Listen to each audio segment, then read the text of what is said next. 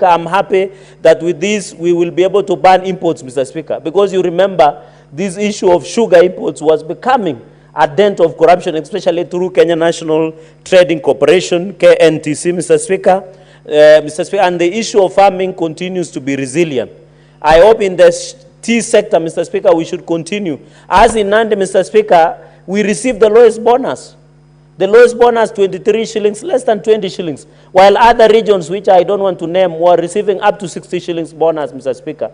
We hope going into the future, we must harmonize the issue of tea bonuses so that my farmers in Nandi Hills, in Cheptingting, Mr. Speaker, in Lolduka, Mr. Speaker, in many areas in Nandi Hills, Mr. Speaker, including Kosoiwa, will have opportunity, even in Aldai, Mr. Speaker, will have opportunity of getting standardized. Even in Mosob, I think virtually, the entire of Nandi, Mr. Speaker, is planting. The issue, on the issue of coffee, you have noted, Mr. Speaker, we must ensure, and I remember Senator Wambua and the rest of us who are ranking members will remember the issue of coffee cherry fund, where 10 billion was given out by World Bank, but it went to one region, Mr. Speaker. Yet Bungoma, Nandi, Wazingishu, and many other, including Kericho, in a place called Londiani, in Kipkelian, Mr. Speaker, where we have many farmers are harvesting coffee cherry, Mr. Speaker. We hope with this establishment of coffee cherry fund that the President is proposing will go into the future. On the public debt, Mr. Speaker, I'm aware we have 10.5 trillion Kenya shillings.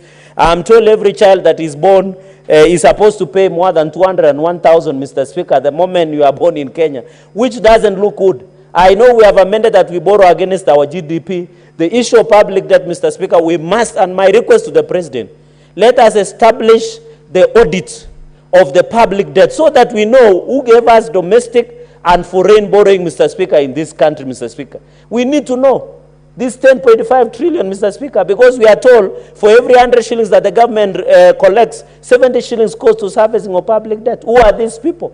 And I think, Mr. Speaker, we needed to form a commission of state capture, because this is where state capture originates, Mr. Speaker. Mr. Speaker, on the issue of, because I can see my time is on the issue of CBC, I'm happy and I hope, Mr. Speaker, by January we should have 16,000 classrooms in place, but I got confused.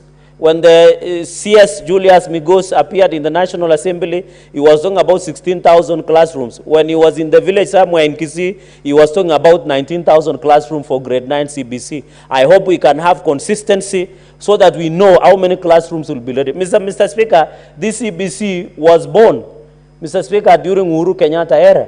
It is being midwifed by William Ruto, Mr. Speaker, and this CBC, I was talking to Jam Junior Secondary Schools, that 56,000 teachers have been hired under PNP, Mr. Speaker, and pensionable. 20,000 are going to be hired under internship, Mr. Speaker. I want to appeal to TSC. Mr. Speaker, TSC has become a bastion of corruption. Teachers are suffering when they follow their claims, when they want to transfer, Mr. Speaker. It looks like we abolished the localization on paper, but the localization still exists, Mr. Speaker. Even teachers who are getting 2-3 years to retire are being posted far instead of posting them near their home so that they can acclimatize into the retirement, Mr. Speaker. So I want to appeal that EACC must look on the operations of TSC and ensure that lethargy and corruption that we see in TSC does not come. Mr. Speaker, as an alumni of Moi University, I'm happy the President noted the going down. The only solution to Moi University, Mr. Speaker, is for any university, Karatina, Masinde Muliro, Maseno, Kitale, Chepkoilel University, is to take their liabilities. It is not about the Vice Chancellor, Mr. Speaker. It is about that Moi University midwife so many satellite campuses, and that is why they are saddled with debts. That is why Karatina and the rest, including others like Chepkoilel, like Maseno, should go and take away their debts. That's how we'll save Moi University. I can assure you Moi University is one of the best universities of this republic, being the foundation of knowledge. Me as an alumni of Moi University School of Law, I'm proud to be so, Mr. Speaker. So, Mr. Speaker, on the university funding model, Mr. Speaker, if you can lend me 1 minute to conclude, is that we must agree, Mr. Speaker, that the university funding model should go in a long way in assisting, Mr. Speaker, in assisting our people. On SHIF and SHA, Nandi has recorded over 115,000. This is a good program, Mr. Speaker, that I ask all Kenyans to register under SHIF and SHA to ensure accessible medical coverage to Mr. Speaker, all in a said, the President is doing his best to ensure, Mr. Speaker, going into the future, that the country looks better. And I want to ask the naysayers and doomsayers that let us give a chance the President, Mr. Speaker, to deliver for this country. And wait for 2027. This is not campaigning moment.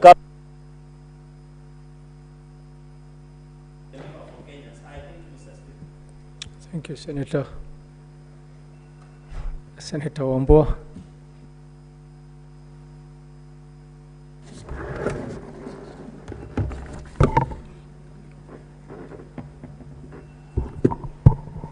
Mr. Speaker, I thank you for this opportunity to also make a contribution and add my voice to this debate on the State of the Nation address by the President.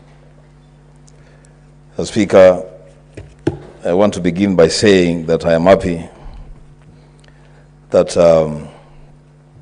the State of the Nation address is not a speech made during Madaraka Day celebrations, where the President has the latitude to speak about everything and anything. It's not a speech, Mr. Speaker, comparable to speeches issued during Mashujaa Day or Jamhuri Day. The State of the Nation address by the President, the Speaker, is a constitutional imperative. It is a constitutional accountability statement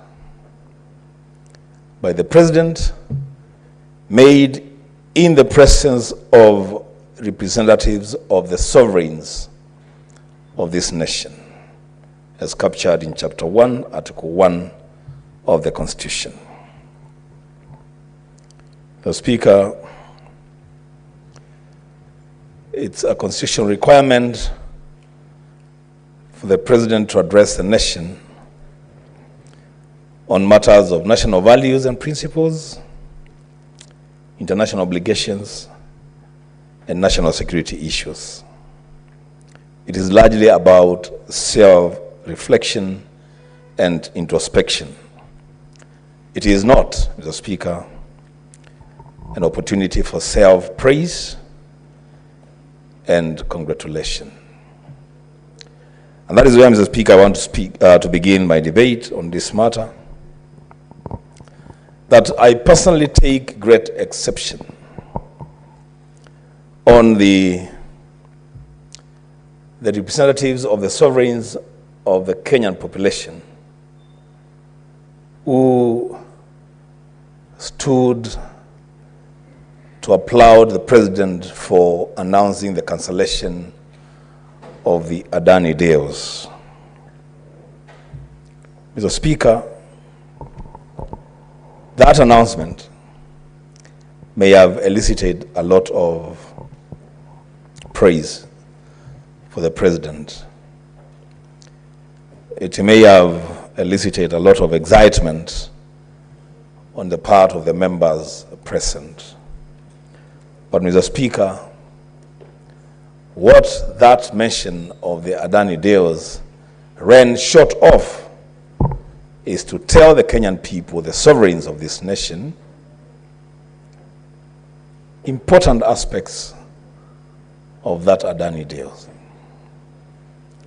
And one of them would have been the President should actually have told Kenyans where the rain started beating us on the matter of the Adani deals. I heard the President saying that the reason for the cancellation of the deals was because he had come across new evidence. I would have expected the President to table that new evidence. Because the Speaker, well, from where I sit, because I've not seen that new evidence, from where I sit, there is no new evidence against Adani. The things that are happening to Adani are things that the President has been told about from the day Adani was mentioned.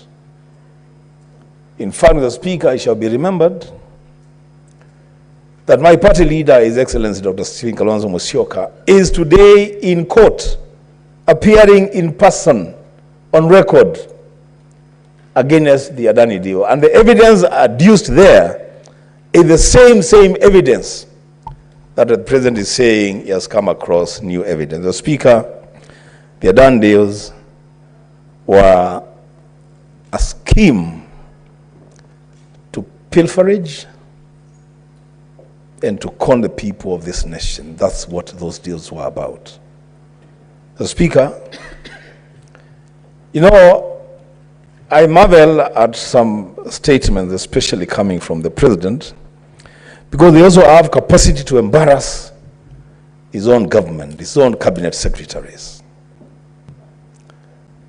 It has been demonstrated by a member of the Energy Committee here, Senator Sifuna, that a few hours before that announcement, the Energy CS was insisting that Adani deal is the best deal that they have clinched as a ministry. Mr. Speaker, this government needs to communicate better, even among itself, so that even as they now come out to speak to the nation, then they are speaking in tandem. Mr. Speaker, I am concerned by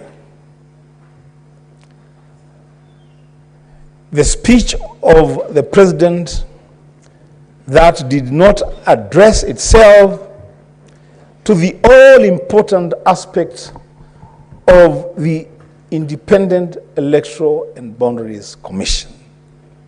The Speaker, one of the fundamental tenets of democracy, and we pride ourselves in democracy, is representation of the people. As we speak today, Mr. Speaker, there are sections of Kenyans who are not represented in Parliament and in county assemblies, for the simple reason that we do not have an IEBC in place. Mr. Speaker, I'll give the president only two examples because he occasioned one of those lack of representations. The people of Unguja, where the current CS for energy comes from, are not represented in Parliament. The Speaker, the people of Banisa are not represented in Parliament. Several wards across this country are not represented in the county assemblies. The Speaker, I would have expected the president, in his address to the nation, would give a proper timelines as to when this nation should expect an IEBC fully in office, so that the Speaker, they can carry out the task of elections, and secondly, the delimitation of boundaries, Mr. Speaker. Mr. Speaker, I heard the president mention about abductions, disappearances, and kidnappings.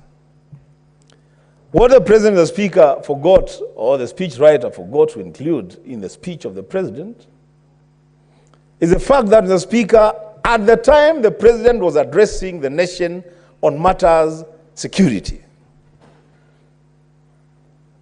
the parliamentary square had been converted into a police state. I tried with the speaker to access the precincts of Parliament. I could not, because all the streets around Parliament had been cordoned off, and there was heavy presence of unrivaled police officers. And the speaker kept wondering, who is afraid of who?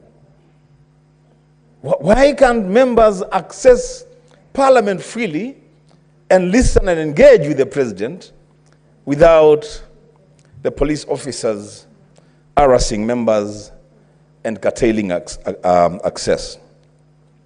The Speaker, on the matter of public debt, I would have expected the president to give us a lot more information about When he says that he inherited immense debt from the previous administration, what is immense debt, Mr. Speaker? Why can't we deal with figures? How much money is it that this current administration inherited from the previous administration? What is the current borrowing status of this government? How much money have we borrowed as a country since 2022? How much have we paid? And what is the... 1 minute to conclude, Leader.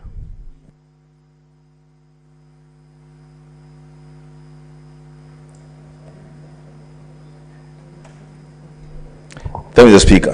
What is the outstanding debt? Mr. Speaker, lastly, on the matter of the NHIF, the transition from NHIF to chief. Mr. Speaker, I want to answer Senator Alwale, and he's not here. But because this will go on record, let Senator Alwale know that the Senator of Kitui County, Enoch Wambua, has no problem whatsoever to contribute 32,000 shillings to the new system. But what the Senator of Kitui has a big problem with, the Speaker, and I will proclaim it, is that I am losing my 32,000 shillings from my salary, and that money is not helping my people in Kitui County. Mr. Speaker, this chief business, to me, as far as I am concerned, and as far as the people of Kitui County who are consuming this service are concerned, it's a sham, Mr. Speaker. We are not benefiting from this thing. This transition was mishandled, Mr. Speaker. Let's face it. We have handled transition of systems, Mr. Speaker. I have personally taken... Senator, Speaker. Senator Cherargei, what is your point of order? Mr. Speaker, I stand under standing order 105 on accuracy of facts. Is it in order for Bishop Senator Wambua or the next governor of Kitui to say that the Shah and Chief is not being enjoyed by the people of Kitui? Yet we know the rollout is is across the country. Can he? No. Can he substantiate as per standing order 105? Give us facts that Chief and Shah does not work in Kitui, and then we can work with facts. I would also be disappointed if it doesn't work in Kitui. Senator Wambua. Mr. Speaker, medical injustice against one patient is injustice against all patients. Mr. Speaker, that's the basis on which I'm making this statement. That, Mr. Speaker, this system, the implementation of it has been hurried, has been rushed. Mr. Speaker, we have worked in institutions where we have carried out transitions. And there is a formula of doing transitions, Mr. Speaker. You don't just wake up one morning, stop a system that is working, and bring another system, Mr. Speaker, that very few people don't understand, Mr. Speaker. And lastly, Mr. Speaker, on that chief business. You know, Mr. Speaker, let us also take cognizance of the fact that the people of the northern frontier may not be able to enlist themselves for chief business because they are not under network connectivity. They are not covered. Your time is up, Senator. Senator Wahome Wamatinga. Thank you very much, Mr. Speaker, sir. I rise to add my voice to the presidential speech. Indeed, Mr. Speaker, sir, I do remember during the swearing in of the current deputy president that the president alluded to the fact that he has found himself working alone in this government. Mr. Speaker, sir, I've listened to my colleagues, and I must say, we believe in a society where a husband will lock the kitchen in the morning, walk away with the keys, but in the evening come home and demand food from the wife. Having said that, Mr. Speaker, sir, I'm also not lost to the fact that there are people, despite of all the effort you make, even when you are in the midst of a dam or a lake, they'll tell you you're blowing a lot of dust. Mr. Speaker, having said that, I want to say indeed the speech by the president and the much alluded to debate of the Adani deal in the Energy Committee, which I share. Yes, indeed, Mr. Speaker, we spoke about it. We had gotten information that Adani had been inducted in the US, and we asked the CS, this new information that you did not have a couple of weeks ago, now that you have it, And I can remember, and it is on record, the CS said, in the wake of the new information, we need to sit down and see the way forward. And I will not be surprised that this is what the president alluded to, having gotten new information from our development partners, having gotten new information that this company has been inducing the other countries, we have no option but to cancel the deal. Mr. Speaker, that to me is a bold decision. That to me is true leadership. True leadership, Mr. Speaker, is making the decision when you have the necessary information, but not based on the propaganda. Mr. Speaker, sir, we know we are moving in a very thin physical space in this country. And the only way to move this country forward, Mr. Speaker, is to embrace public-private partnership. And what I would request my fellow colleagues in this House, Mr. Speaker, if we think that we need to do thorough public participation before we embrace any proponent of public-private partnership, then let's enact that and then make sure that it is enshrined in the Act. Mr. Speaker, it is also not lost to me, the President spoke about us being more people-centric. I do remember he spoke about the conflict of Bill Act. That was before this House, Mr. Speaker. I also do remember, Mr. Speaker, that the President spoke about the housing. I have had the opportunity of studying in Germany and working there for 20 years, Mr. Speaker. During my tenure and working with Germany, where I used to work for IBM, I had the opportunity to move across Europe. And I can tell you, what has formed the basis of the strong social structures in Europe is ensuring that they have houses for social purposes. What do I mean by that, Mr. Speaker? Very and rare will you see families in Germany living out in the cold because there is housing for every social class. Mr. Speaker, sir, after the unification of Germany, where East Germany was economically more downtrodden than the West, they came up with affordable housing model that ensured even the people living in East Germany were able to come up with standard. Mr. Speaker, sir, it surprises me when I listen to my colleagues here. We know that there's formal settlements, Madhare, Kawangware, Mukuru kwa Ruben. We know in Nyeri we have Majengo. When will these people, Mr. Speaker, sir, up and in the line with the SDGs, live in houses that are decent, that are connected to sanitation, and which are spacious? Mr. Speaker, sir, unless somebody does not live in this country opposing affordable housing, Mr. Speaker, sir, it is a decision that cannot be made by somebody who does not have the social welfare of the people in the hand. Mr. Speaker, sir, Kenya is a signatory of the Millennium Goals. And one of the Sustainable Development Goals, Mr. Speaker. And one of the requirements is that everybody must have access to affordable housing, decent housing. This can only be realized if we embrace the affordable housing project, Mr. Speaker. And the last point, Mr. Speaker, that people have lamented about is the Shah and the Chief. Mr. Speaker, sir, I would want to invite the members to look at the social structures in Denmark, in Sweden, in Germany, where everybody, regardless of your social standing, regardless of how much you earn, you have access to the most sophisticated and medical services, regardless of how much you earn. Mr. Speaker, sir, my colleagues are lamenting that we are contributing 36,000 per month as members of parliament. And I would say, comparing that to the amount of money that I was contributing, and I'm happy because Senator Murango is here, he knows the amount of harambes that we attend every weekend, Mr. Speaker, just to support people who are not unable to pay their bills. What we need to do, Mr. Speaker, sir, the small teething problems that are there, we must address them. And that, Mr. Speaker, does not mean that addressing and does not mean castigating this system of Chi and Sha will justify the small problem. Mr. Speaker, let's work on it. Let's refine them. Let's address the shortfalls that are there. Let's address the teething problems that come with it and make sure that it works, because it is a right of every Kenyan to access affordable health. Mr. Speaker, Taifa Care, which is something that was attempted by the Kibaki government. It did not work. I do recall at that time, none other than Honorable Charity Gill was the Minister of Health. She did an attempt on it, it didn't work. We remember during the reign of Uhuru, it did not work.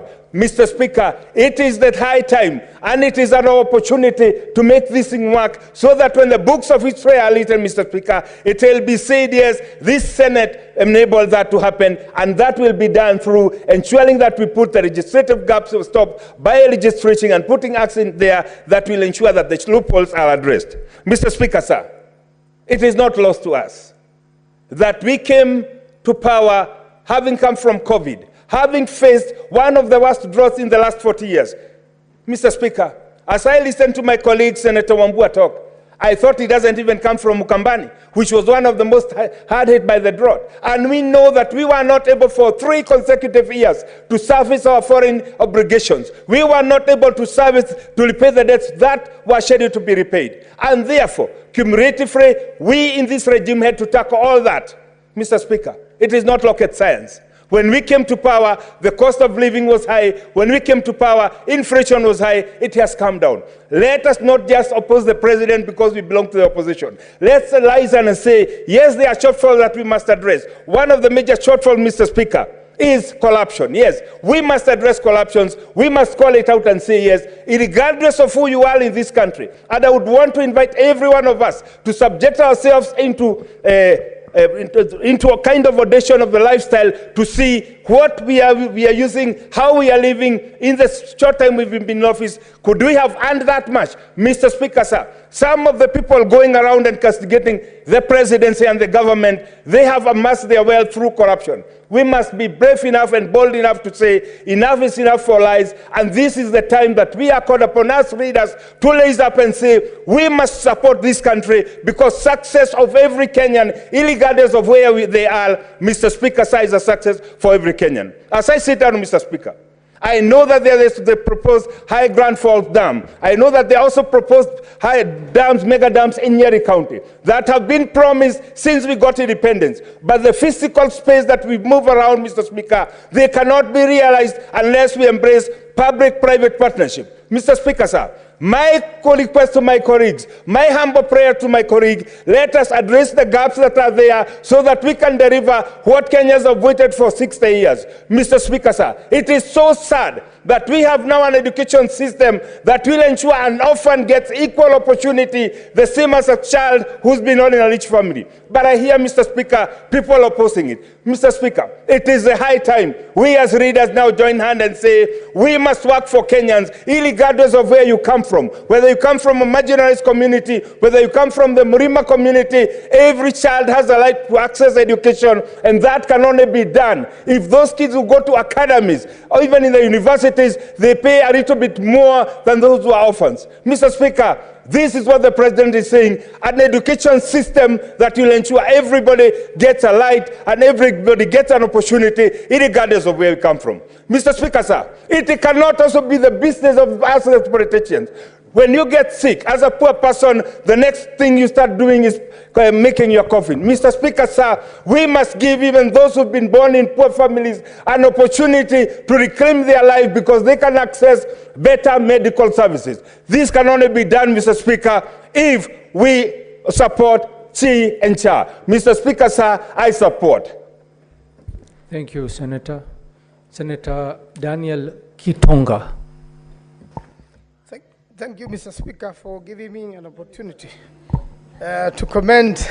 Yeah, those are my names, Daniel Kitonga Manzo. K. Mr. Speaker, Mr. Speaker, let me say that this speech came as a requirement of the Constitution, and the President is supposed to address the two houses to the state of the nation. Mr. Speaker, quite a number of things have been said. And most important, Mr. Speaker, is the issue of agriculture. Mr. Speaker, we are aware in this country there was a big fertilizer scandal. I am in the Agriculture Committee. We followed up the matter. We brought all the evidence that there was fake fertilizer in the country. That matter has just been swept into the carpet. A solution has not been given. The farmers who lost or who are sold fake fertilizer have not been given proper fertilizer. The crop was poor out of that. And Mr. Speaker, this matter is still not settled, and farmers are not certain whether this season now when we are doing farming, they are going to have fertilizer, which is going to make their crops do better. And fertilizers is a very, very important thing. You cannot be sure, there's no guarantee, absolutely, Senator, from the government that it will be done. Senator Kitonga, Yes. would you like to be informed by Senator Cherargei? No, I don't want to be informed by Senator Cherargei. He belonged to the same lie government, and most probably he lied to me. He will not inform me. Senator Cherargei, what's your point of order? Mr. Speaker, I would not wish to interrupt my brother, but standing order 105. You remember, for us who are farmers, it is unfair for Senator Manzo to mislead the public. Yet when this issue of fake fertilizer came out, the National Cereals and Produce Board encouraged farmers to report any fake fertilizer for compensation, Mr. Speaker. To say on the floor of the House that nothing has been done, Mr. Speaker, even if we have to bash government, let us also be fair in terms of the truth, Mr. Speaker. Yeah, Mr. Speaker, the farmers in Makwiny reported and none has been compensated. Just one moment. Senator Majority Leader, what is your point of order? I know that Senator Manzo is a member of the Agriculture Committee. You know, Mr. Speaker, there is a new trend that is emerging where politicians are becoming clickbait addicts. They want to say things just to get likes and on TikTok. Mr. Speaker, can Senator Manzo table before this House the report of their committee and the recommendations that they made, because he's a member of the Agriculture Committee on this fertilizer issue, and how he voted if eventually it made it to this House? Mr. Speaker, I am true to the facts of the report. I'm aware it's been worked on, it's going to be tabled in this House. Then it is you who has It is here. The report is already in this House, Mr. Speaker. And it is clear that the chairman of the committee is here is going to contribute, and you tell you. It is here. Can I allow the chairman of the committee to inform me, Mr. Speaker? Because it's just becoming a back and forth argument. Yet you know there is fake fertilizer in the country and no one has ever been compensated. The chairman. Do you want Senator Kirinyaga, do you want to inform the Honorable Senator?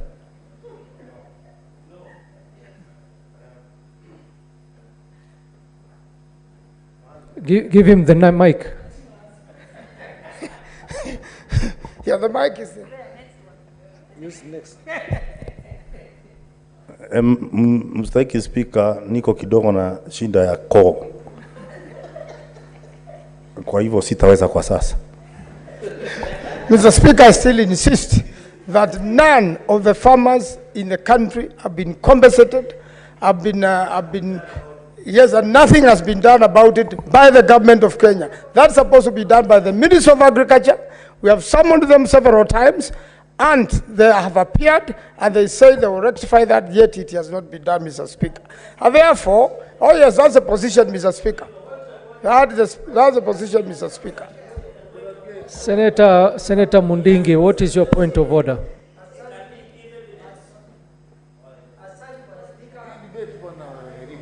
Asanti Bwana Spika, mimi naibu mdogo wa mwenyekiti wa kamati ya agriculture ambaye Senator Manzo wa Makwiny ako katika ile kamati. Anadanganya Kenya mzima kwa sababu anakumbuka vizuri wakati tulikuwa nafanya upelelezi, parliament ilifanya upelelezi na waziri wa kilimo akatimuliwa. Kwa hivyo kama alitimuliwa hakuna kitu kingine tungeweza kufanya. Kwa hivyo Bwana Manzo unadanganya sisi, na nikitaka kusema kitu kingine nataka nikulipue. Unakumbuka wewe ulienda kwa waziri wa kilimo. Asante Bwana Speaker. I want to say that no. Senator, one moment. The minister. Order, senators, order. Senator Mohamed Faki, what is your point of order? Mheshimiwa Spika, nafikiri aliyekuwa senator na waziri wa kilimo Mheshimiwa Linturi hakutimiliwa katika bunge. Mswada wa kumuondoa mamlakani ulishindwa katika bunge la kitaifa.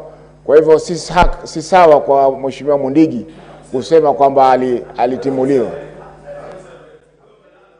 Minority Leader. Angalia Hansard. Minority Leader, what is your point of order?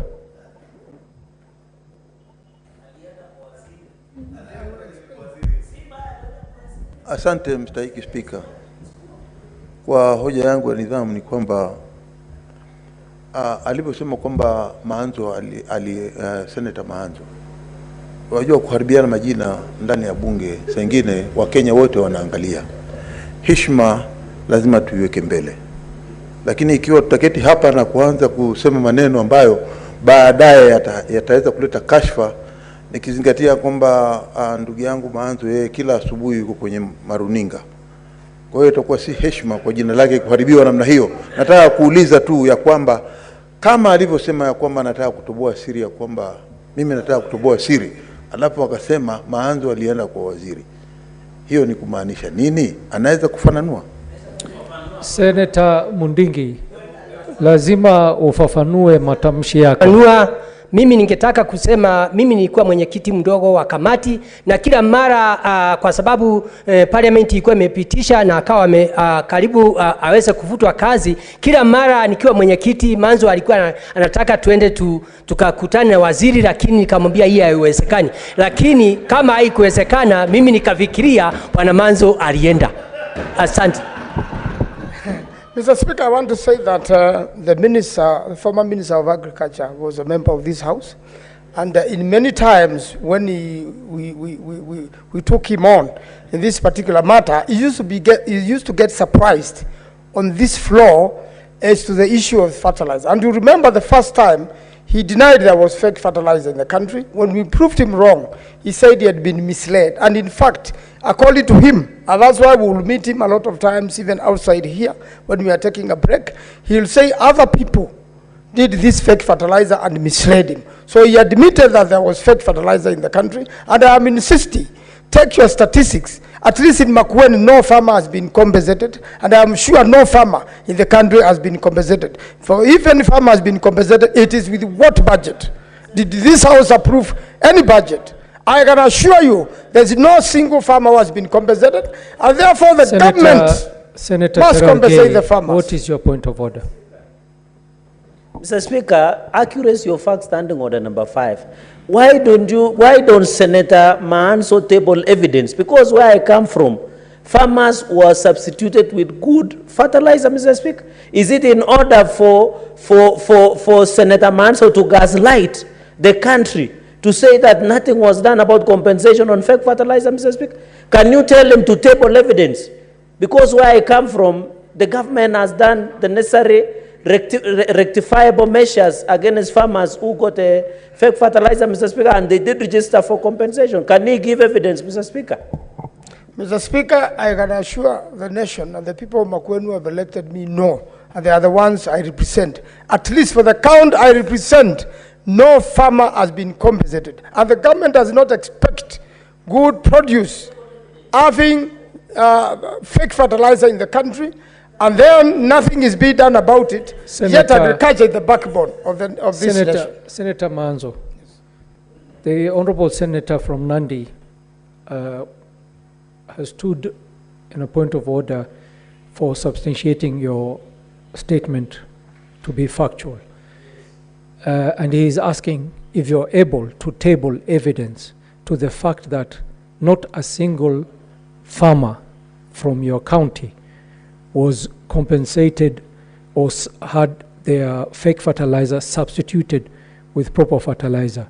Are you able to table that evidence, Senator Maanzo? He has said in his county they have been compensated. Can you also table evidence to show that in your county the farmers have been compensated, Mr. Speaker? Senator, you have also alleged. You have also alleged. You are a lawyer. Senator Cherargei, so both of us should table evidence. Senator Cherargei and Senator Maanzo, we will not engage in the two of you exchanging on the floor of the House. Senator Cherargei stood on a point of order that you substantiate the fact that not a single farmer in your county was either compensated or had the fake fertilizer substituted. At this point in time, it is for you to provide that evidence. Mr. Will Speaker, you be able to I'll provide substantiate? the evidence Very well. after 1 week. After 1 week. Very well, Senator. Please proceed.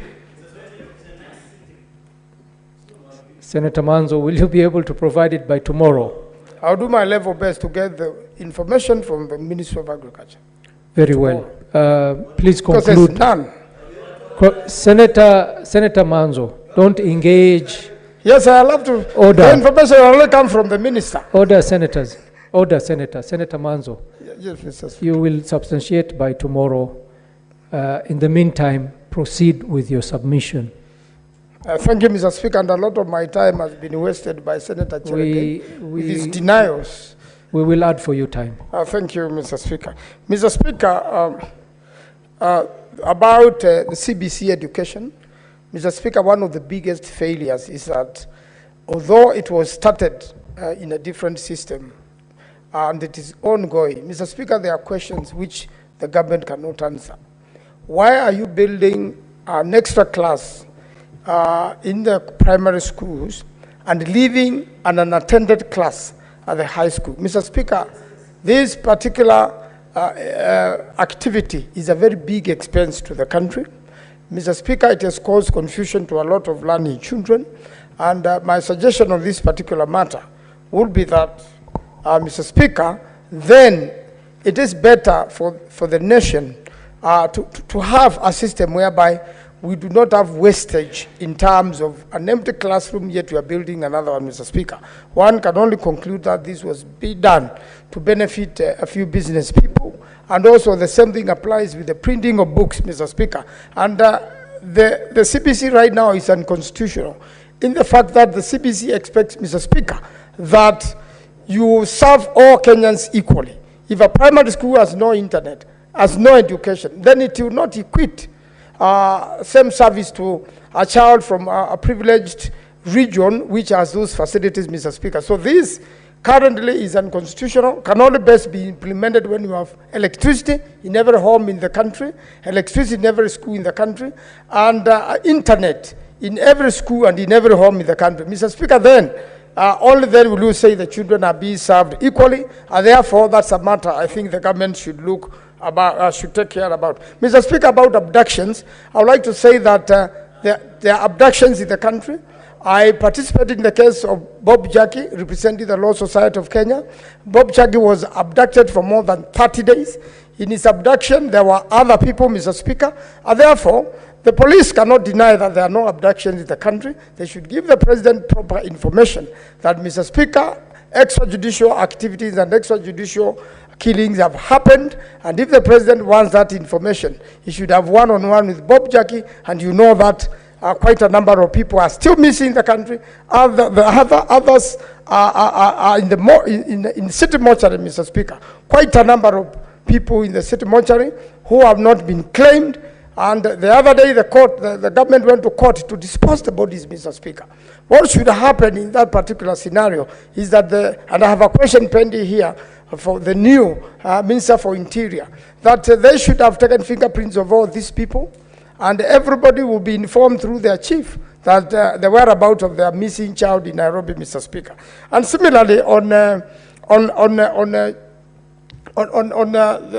femicide, Mr. Speaker, in the country, and even the abductions on ladies in the country, Mr. Speaker, it is true that, Mr. Speaker, Article 137 must be followed, and that so long as you are, as the President says, so long as you are demonstrating within the law, then you should not be confronted, Mr. Speaker. What we saw is a proposal of law in Parliament to control demonstrations against Article 37, Mr. Speaker. And therefore, Mr. Speaker, it is important that we all follow the law, we all listen, as the President said, and one of the major things, Mr. Speaker, which will come out clearly on this particular issue is the rule of law.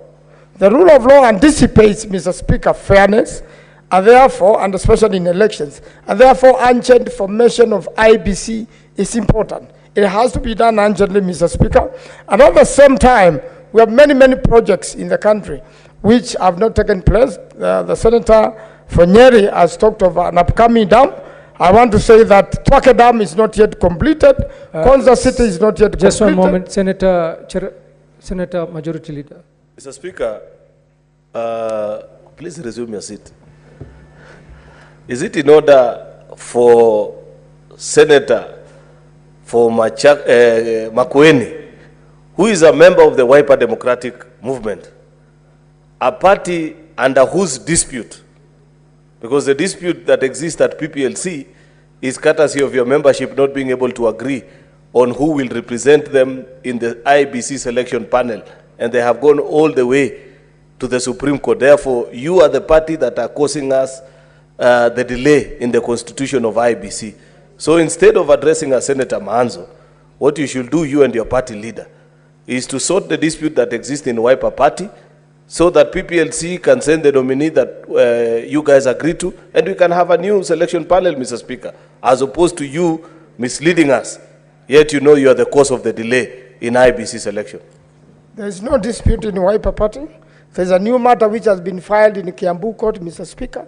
Therefore, that new matter has not been filed by ourselves. It has conveniently been filed by people who support the government of today. And it is my presumption that it is the current government which is delaying this particular activity, Mr. Speaker. And therefore, when it comes also, Mr. Speaker, to the issue of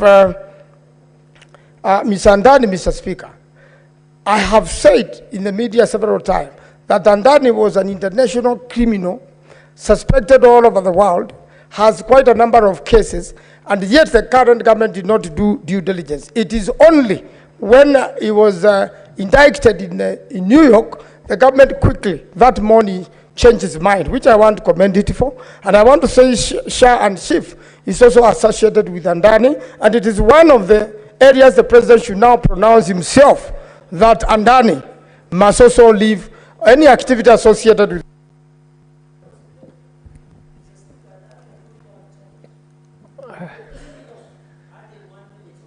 It's okay, Senator. Senator is already done, so we'll just proceed. Senator Mundingi. Asante Bwana Spika kwa kunipa ruhusa niweze kuchangia mjadala ambaye ilikuwa ya siku ya Jumatano wa rais wa Kenya ambaye alizungumza akiwa katika parliament, na parliament ilikuwa pamoja na Upper House, maseneta wote tulikuwa pale. Bwana Spika, mimi naunga mkono kwa sababu hotuba ya rais iligusia mambo ya agriculture, ambaye mimi ni mwenyekiti mdogo wa kamati ya agriculture, na vile alizungumzia njia mrefu sana, kwa sababu nakumbuka wakati Bwana Spika serikali ya Kenya Kwanza iliweza kushinda, tulikuta kitu yaitwa fertilizer ikiwa inatoka shilingi 6,500, na wakati huu kwa hii kipindi ya miaka 2 imekuwa ikitoka shilingi 2,500, ndio pia mwananchi aweze kuwa pesa mkononi. Mambo ya agriculture aligusia na njia hii. Tukifuatilia mambo ya kilimo ni njia moja ya kuchangia uchumi wa Kenya, kwa sababu watu wengi mambo ya kilimo, unakuta mambo ya agriculture ni mambo ya fertilizer, ni mambo ya kilimo, ni mambo ya kahawa, majani, makandamia, mirasto kumugoka, na pia pamba, na pia upande mwingine wa Rift Valley unakuta huko ni miwa, na pia na vitu zingine, na pia hata maembe iko katika mambo ya kilimo. Na wakati huu tukiangalia mambo ya kilimo, sasa unakuta kama kungewezekana, na najua atatimiza, ni kila county zote 47 iweze kujengewa damu kubwa, ndio hii kilimo iweze kuendelea na njia ile inafaa, kwa sababu tumeangalia kama mambo ya maziwa, bei yake tunataka iwe shilingi 50 na kila mwananchi awe kilipwa kwa kipindi ya mwezi mmoja. Mambo ya kilimo alichangia Nigeria inafaa, kwa sababu Biblia inasema muko na macho na muoni, na muko na masikio amusikii. Kwa sababu ukiangalia mambo ya majani, saa hii kila mtu anaserekea, kwa sababu kilimo ya majani inalete faida Nigeria anja hii kuonekana katika kwa hii kipindi ya miaka mingine. Hata kahawa, bei ya kahawa imeenda juu. Kitu kingine anachangia, tukiwa upande ya kilimo ya agriculture, anataka kila kilimo ya agriculture iwe value addition, ndio kila kitu yote irundi mashinani, kwa sababu kilimo iko katika kaunti zetu zote, kwa sababu iko katika ukatusi. Bwana Spika, njia ingine aligusia, ningesema ni njia changamoto, ningeomba katika seneti tumushikilie kwa hii kipindi iko, kwa sababu aligusia mambo ya walimu, na tumegundua mambo ya walimu kwa kipindi ya rais ambaye alistahafu na ule mwingine. Kwa hii kipindi kwa miaka 2 serikali ya Kenya Kwanza imeajiri walimu 56, na saa hii tunasikia tena ataongezea walimu wengine. Kwa hivyo ningeomba tumushikilie ndio tuweze kuona vile upande wa elimu itaendelea. Ingawa kuna shinda ya mambo ya shule ya university, hiyo inafaa iangaliwe. Ile shinda iliyoko katika serikali yetu ya Kenya ni kuwa rais wetu wa Kenya anajaribu kupandilisha upande zote, wizara zote, na akisema lakini watu wa kwenda masinani kuvunja watu vile serikali inafanya, hiyo ndio ile shinda iko. Vitu zingine aligusia ni mambo ya afya ambaye ya SHA na mambo ya SHI. Ingeomba tusikilie serikali ya Kenya Kwanza mkono, kwa sababu ingawa sisi wafanyikazi wote tunateseka na tunaumia kwa kukatwa pesa. Kama sisi unakuta watu wengine wanakatwa shilingi 20,000, zingine 30,000, lakini tunaereshwa na tumeambiwa ikifika SHA ianze kufanya kazi na njia ile inafaa, ati watu wote juu ya kanza na magonjwa ile ambaye ni kifua kikuu, na imetusumbua sana tukiwa wajumbe kwenda pale mashinani na kufanya harambee, na kama watu wataelimishwa vile inafaa na pesa iunganishwe njia ile inafaa, ati mambo ya hao magonjwa yote hakuna, watakuwa nalipa pesa. Kwa ile shinda tulio nayo ni watu wa kulete kumafunzo katika mashinani kusema serikali imefanya kazi namna gani. Mambo ingine aligusia, ama mimi ningeweza kuongezea kama senator wa Embu County, ni kukumbusha kwa hii kipindi ya miaka 2. Nataka kusema ile serikali ilikuwako ya Kibaki, walisema kila mtu akifikisha miaka 70 au akipata pesa na serikali ya uhuru haikuongezea watu, lakini kwa hii kipindi tunajua mtu wote amefikisha miaka 70 sasa anapata pesa kila mwezi. Kwa hivyo tunaonelea kama tungemshikilia na njia ile inafaa, tunaona serikali ya Kenya Kwanza ingeendelea njia ile inafaa. Kitu kingine nikimalizia ni mambo ya health promoters vijijini. Pesa ya wale wanafanya kazi ya health promoters siku hizi wanalipwa shilingi 5,000, ingawa kuna shinda kwa sababu ile pesa tunataka kusaidia kupatia county government. MPs wanakataa, unakuta iko na matatizo. Hata ningeomba MPs watuongezee zile pesa, ndio health promoters wale wamepatiwa pesa na serikali ya Kenya Kwanza, Bwana Spika, hawa watu waweze kuendelea kupata misara. Nikimalizia mambo ya ndani aligusia, nataka niambie senator wa Nairobi na senator wa Manzo wa Makwiny na senator wa Kitui ambaye ni bishop, nataka nimwambie mpaka tumukumbari tusaidie serikali ya Kenya Kwanza iweze kufanya kazi ile nafaa. Hata Rome katika Biblia haikujengwa na siku moja. Kwa hivyo ile ngeomba tusikilie serikali, na ndio lisikia siku hiyo rais alisema mambo ya Kenya Airways, hiyo procurement na mambo ya kampuni ambayo ile ilikuwa imepatiwa kazi ya Kentraco ameputilia mbali, na akasema kutoka sasa kutamikiwa SUA utakuta mambo ya procurement itakuwa ni citizen. Kwa hivyo ningeomba sio kila siku Bwana Spika mambo ni kupigana hapa na pale. Ningeomba serikali tuishikilie wakati huu, na tunaona serikali economy inaenda vizuri. Nakumbuka aligusia mambo ya inflation ilikuwa 9%, sasa iko 2.7%. Kwa hivyo ningeomba Bwana Spika tuungane pamoja, kwa sababu moja ni nguvu. Ndio hii serikali ya Kenya Kwanza iko na maono, tuone tutafika namna gani kwa hii kipindi. Kwa hivyo Bwana Spika, mimi naunga mkono. Nikimalizia ni kusema sisi wote sio kila wakati yote ni kupiga serikali. Nataka kusema mambo ya MBC. Nakumbuka mwaka jana mambo ya MBC sisi tulipitisha tukua kwa serikali ya Kenya Kwanza, lakini tulipitisha watu 7, lakini ikapinduka kasemekana watu wa Azimio ama wengine mpaka kuongezewa watu 2. Sasa hiyo ndio imeleta shinda. Kwa hivyo ninaomba sisi wote tukiwa maseneta tuungane pamoja ndio tusikilie serikali ya Kenya Kwanza, na tukifanya hivyo uchumi ya serikali ya Kenya Kwanza na kaunti ya 47 yote itakuwa imekuwa ni mzuri. Kwa hivyo Bwana Speaker, mimi naunga mkono. Ni mimi Senator wa Embu County Daktari Alexander Munyi Mundigi. Asante Bwana Speaker.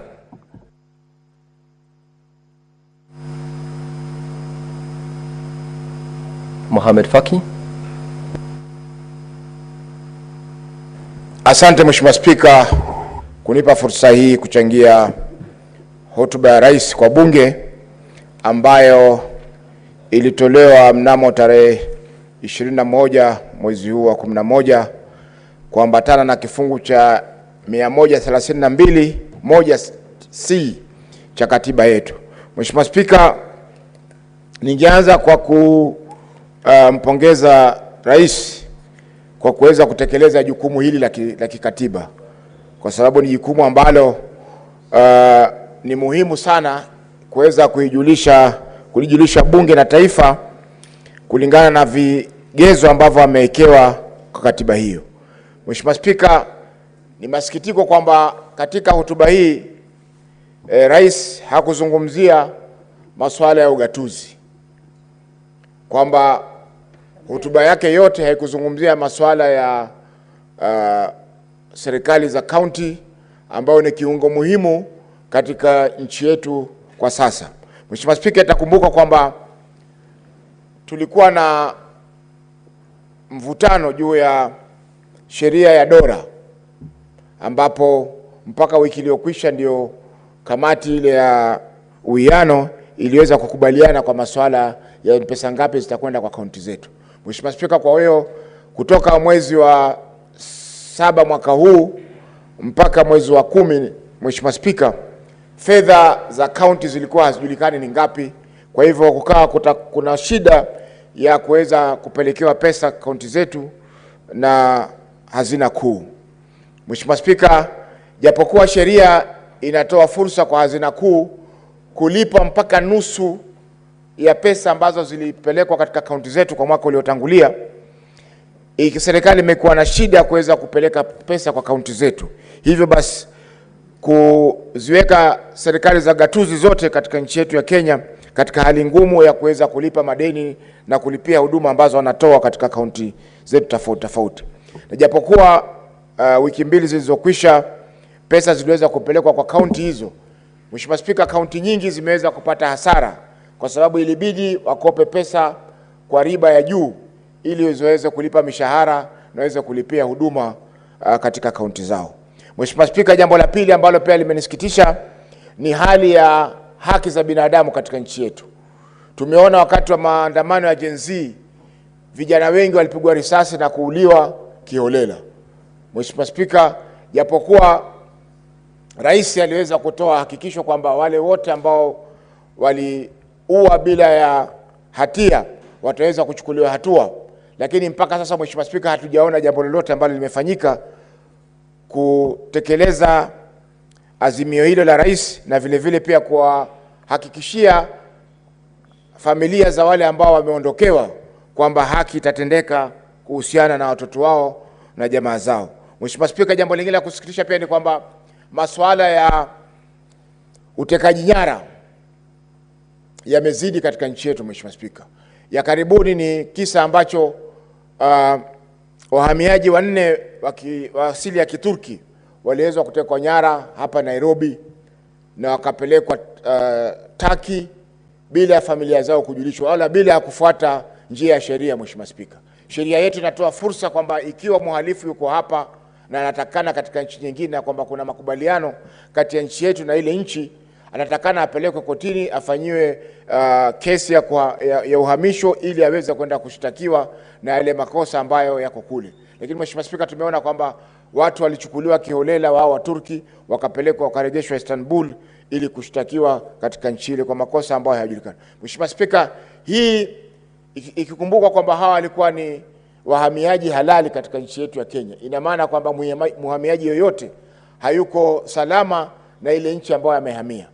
Mheshimiwa Spika, mwingine ambaye amechukuliwa wiki mbili zilizopita ni kiongozi wa upinzani Dr. Kiza Besigye ambaye alichukuliwa hapa Nairobi pia katika hali hizo hizo. Kwa hiyo Mheshimiwa Spika, utekaji nyara na mauaji ya kiholela extrajudicial killings ni mambo ambayo rais angeweza kuyazungumzia kwa undani zaidi, kwa sababu ni mambo ambayo yanahusiana na usalama wa Wakenya. Mheshimiwa Spika, mimi naona kwamba hata mimi mwenyewe pia binafsi sina usalama kwamba ikiwa mtu anaweza kutekwa nyara akenda akauliwa, na wengi wameuliwa vijana ambao walishiriki katika maandamano ya Gen Z. Mheshimiwa Spika, vile vile rais tulimtarajia kwamba atazungumzia zile cheche ambazo vijana wa Gen Z walikuwa nazo wakati walipoandamana mpaka katika bunge hili mwezi wa 6 mwaka huu, Mheshimiwa Spika. Lakini rais hakuweza kuyazungumzia hayo, Mheshimiwa Spika. Kwa hivyo ni wazi kwamba mambo mengi ambayo yanaathiri wa Kenya, Mheshimiwa Rais pamoja na washauri wake hawayasikizi na wala hawayafuati. Mheshimiwa Spika, tutaona pia kwamba japokuwa Kenya yetu ni demokrasia, masuala haya ya mauaji ya kiholela, masuala haya ya utekaji nyara, masuala haya ya kugandamiza haki za binadamu kupitia kwa mambo kama mauaji na mengineo yanatia doa nchi yetu, kwa sababu nchi yetu ni nchi ambayo iko katika ile tunaita kwa Kiingereza Community of Nations. Tumesaini mikataba mingi, tumesaini mikataba ya kuwalinda wahamiaji, tumesaini mikataba ya kulinda haki za binadamu, tumesaini mikataba mingi Mheshimiwa Spika ambayo hatuwezi kuipuuza kwa sababu sisi tumekubalika katika community ile tunaita Community of Nations. Kwa hivyo Mheshimiwa Spika, hotuba hii haikukamilika Mheshimiwa Spika kwa sababu mambo ambayo tumeyazungumzia ni mambo ambayo ni muhimu, ilikuwa yafaa yazungumziwe na rais katika hotuba yake. Asante Mheshimiwa Spika.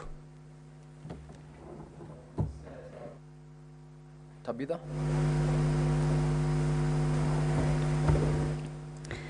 Thank you, Mr. Speaker. And I rise, Mr. Speaker, to really appreciate the President for his precise, timely, and direct to the point address of the nation last week on Thursday, Mr. Speaker. Mr. Speaker, let me start by really appreciating on the topic and on the issue of the femicide that the President was able to touch on, Mr. Speaker. As women leaders, Mr. Speaker, we were very delighted when this subject matter was also addressed at his level, because this is a national crisis issue, Mr. Speaker.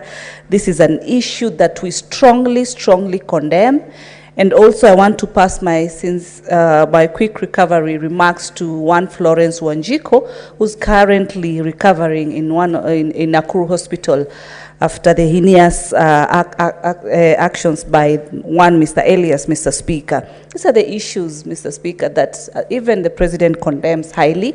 And I really want to appreciate the fact that he has also directed that there be GBV desks at the county level, at the mashinani level, whereby women can be able to quickly get services and quick responsive services, unlike where these desks have been situated currently at the police stations, and it has been a challenge such that when these accidents occur, it becomes a challenge for women to come out and be able to address this particular issue, because they look as if they're just domestic matters and they should just go back and address their own domestic issues. But when these desks have been directed to be narrowed to the mashinani level, Mr. Speaker, then it gives a wider coverage area as far as the issues of femicide are concerned in this country. On the same, he also talked that let there be different parenting as far as the boy child is concerned. Let them be strengthened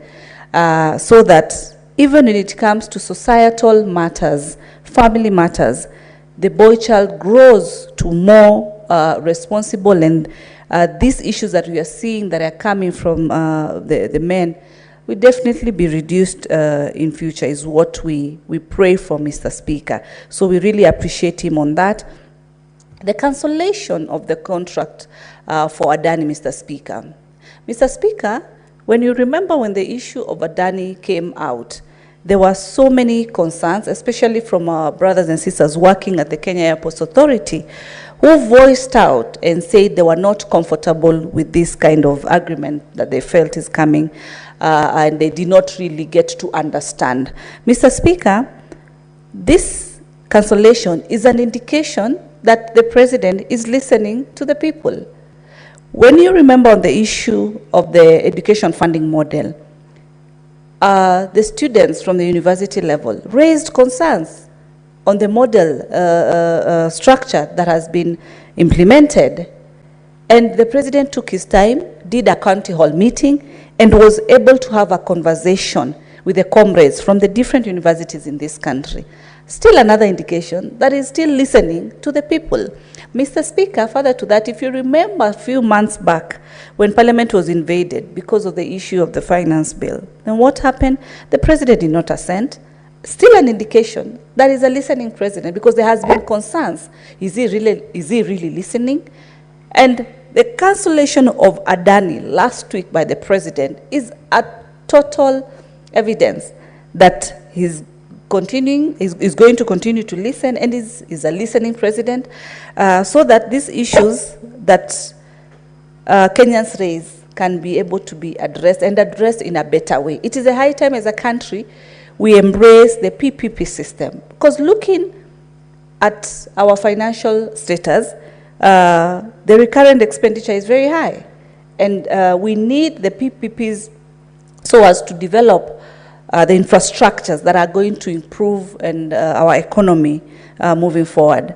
Mr. Speaker, on his address still, the president touched on the issue of the teachers.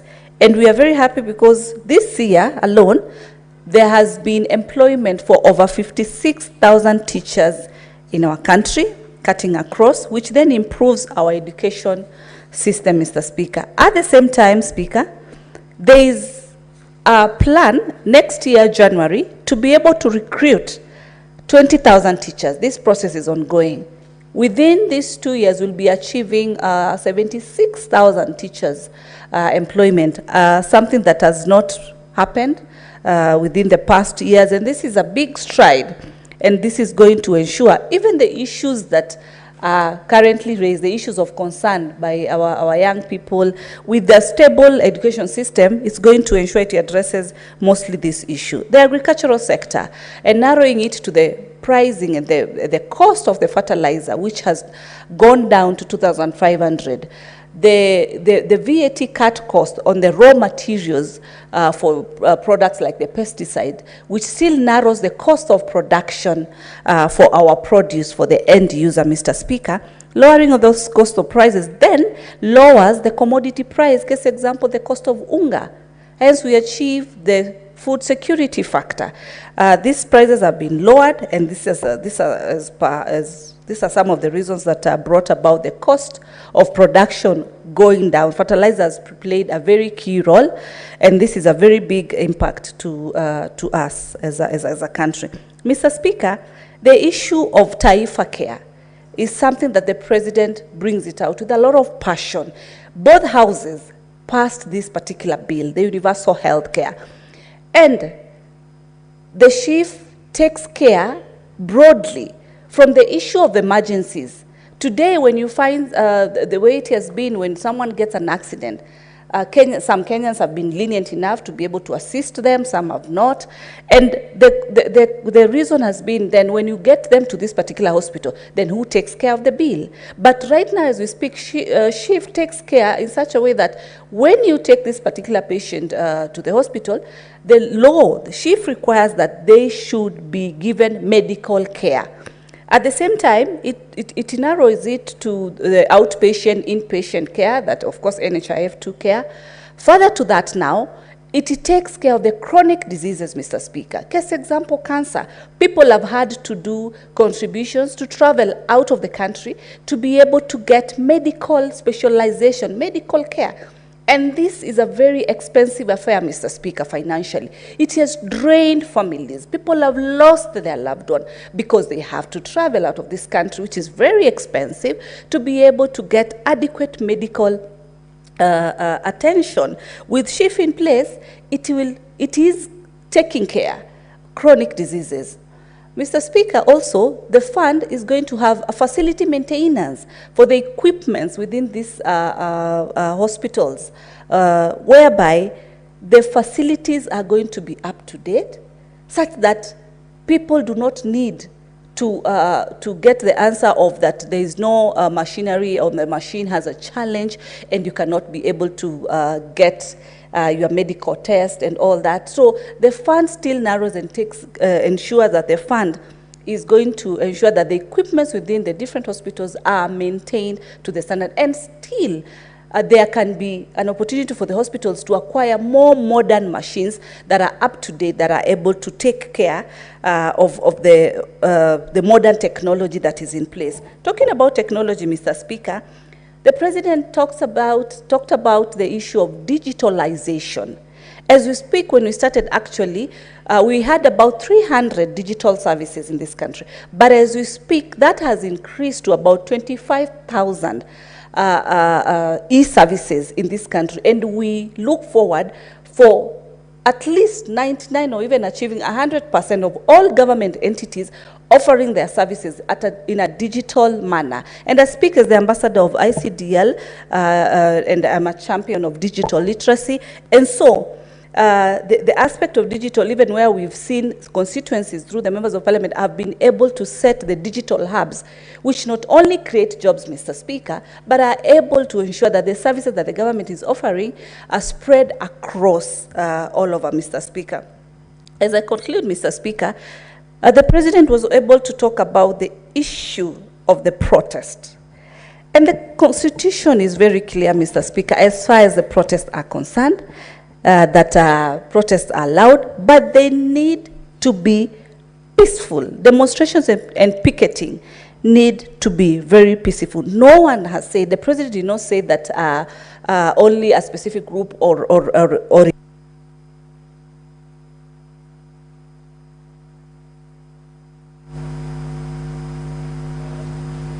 Senator Madzayo.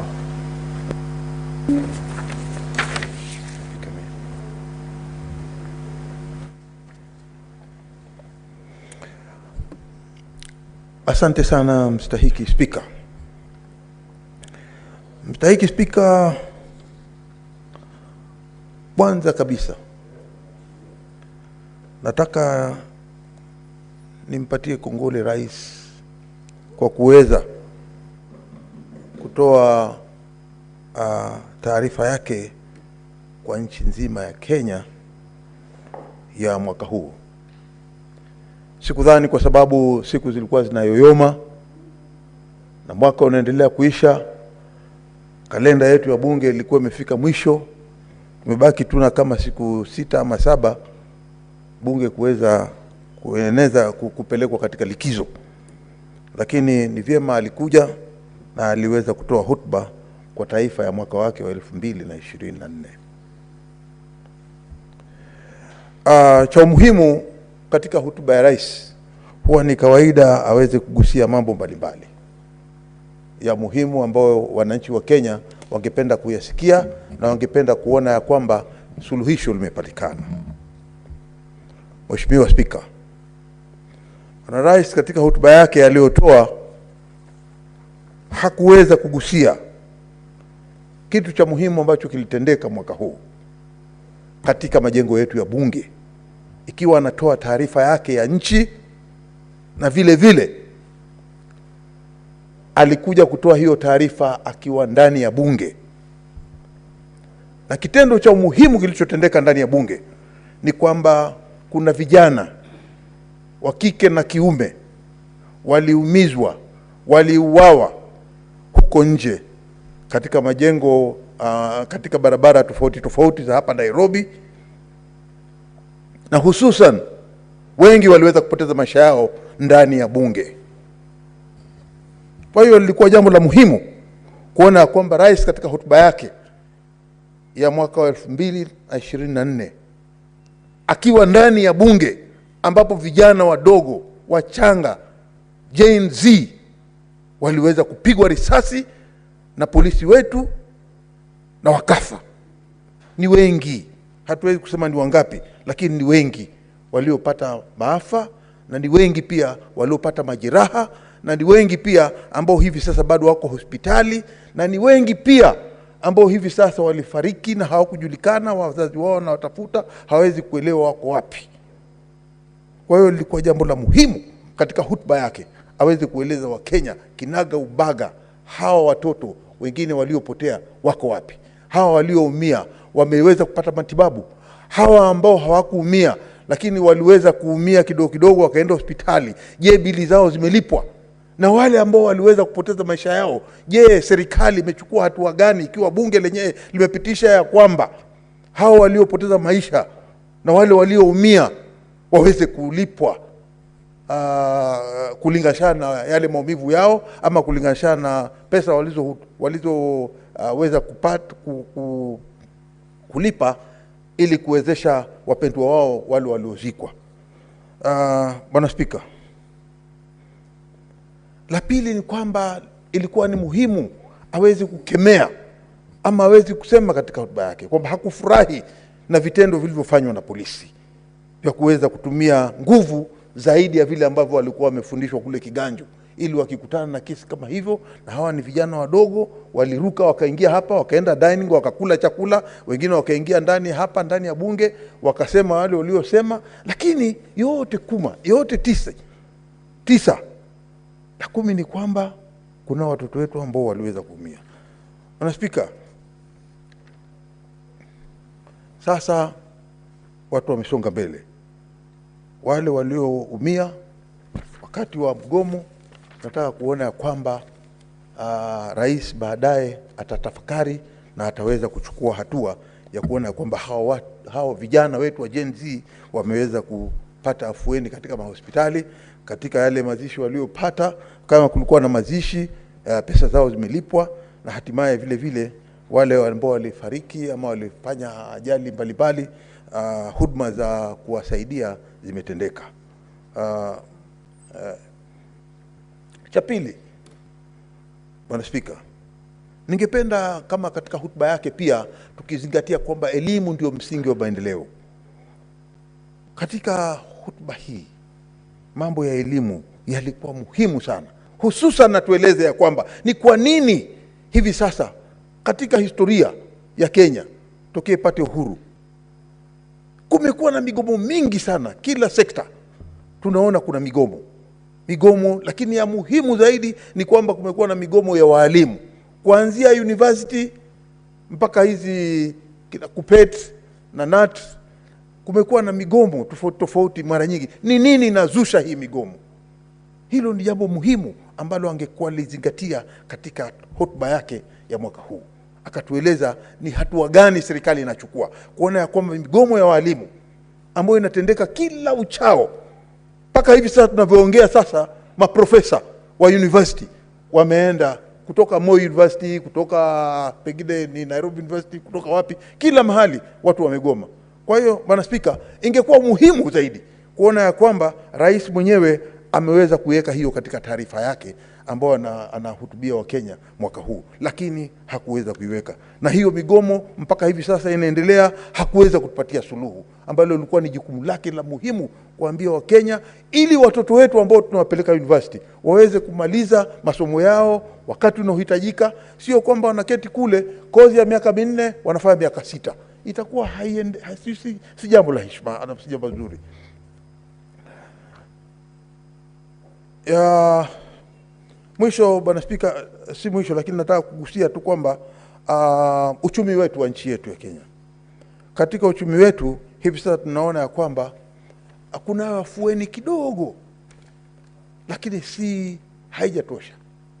Afueni kidogo imeingia ya kwamba vitu kidogo kama unga kidogo pengine umerudi chini kidogo, mboga kidogo zinaweza kupatikana, lakini mambo mengi bado ya kuweza kuchukua mkono na kuweka kwenye sahani na kuchukua chakula na kula bado ya kuna shida. Kila kitu bado kimekuwa bado ni kigumu, na ilikuwa muhimu sana angeweza kuangalia hilo jambo.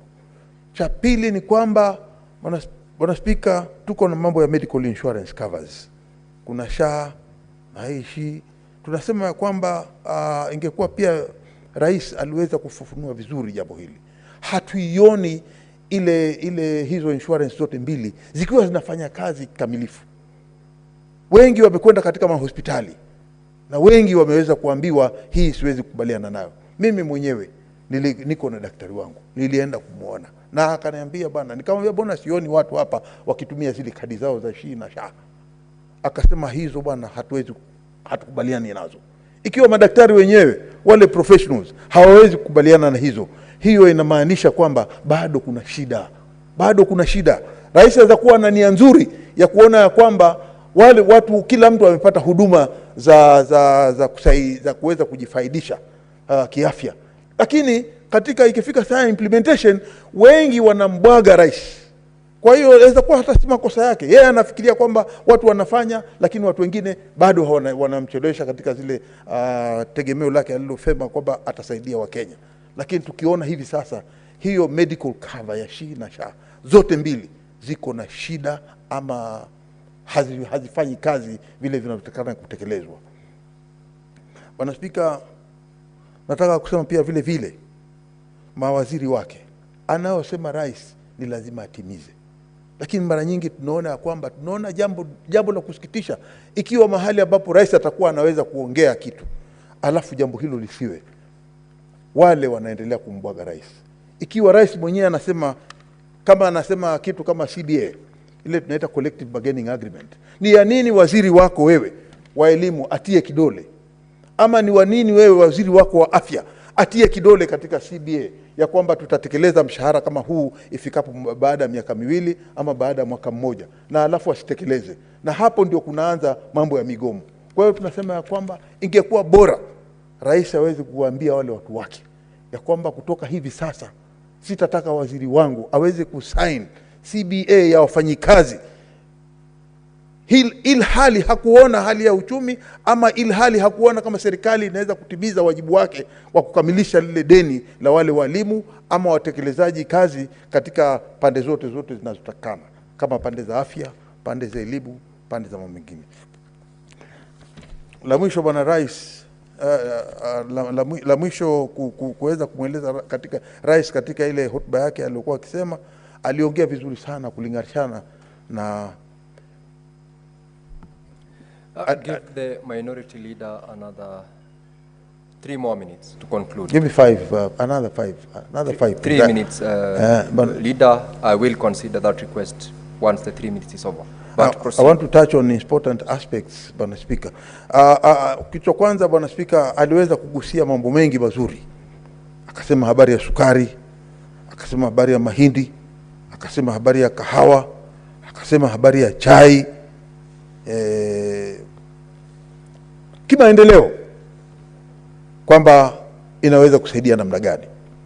Lakini tukiangalia zaidi yale mimea aliyogusia, kuna mmea muhimu sana, ama mimea miwili muhimu sana kule maeneo ninayotoka mimi. Kama upande wa Kilifi kuna kuzwa korosho, na mkorosho ni kitu muhimu sana kwa maisha ya wakulima kule, na mananasi. Vitu vingi sana vinaweza kupatikana na kwa urahisi, manake ile ardhi ni ile ardhi ambayo inatengeneza inaweza kukuza mimea kama mkorosho na mnanasi na kama maembe vile. Ingekuwa vyema kama rais angekuwa aligusia pia kwamba serikali imechukua hatua gani kutenga kiasi cha pesa ambazo zinaweza kuwekewa kwa wale wakulima wanaolima ama wanaopanda mikorosho, wanaouza korosho, ama wale wanaouza mananasi, wanaouza maembe, manake hao pia ni wanabiashara kule. Hivi sasa tunajikuta katika hali ya mchochole. Ukiona Kilifi ni mahali ambapo kulikuwa kunaendelea sana, lakini utaona ya kwamba Kilifi hivi sasa mambo ya mkorosho, watu wengi hakuna kazi, vijana wameketi tu, watu wanaishia kula mguka na vitendo vibaya kuvitenda. Lakini mimi ningesema tu ya kwamba ingekuwa vyema pia katika hotuba yake ya rais, na pale alipo, akiwa atapanga chochote hivi sasa, aangalie na aone ya kwamba mkorosho ndani ya Kilifi unaweza kusaidia watu wengi kwa kupata mapato ya kazi.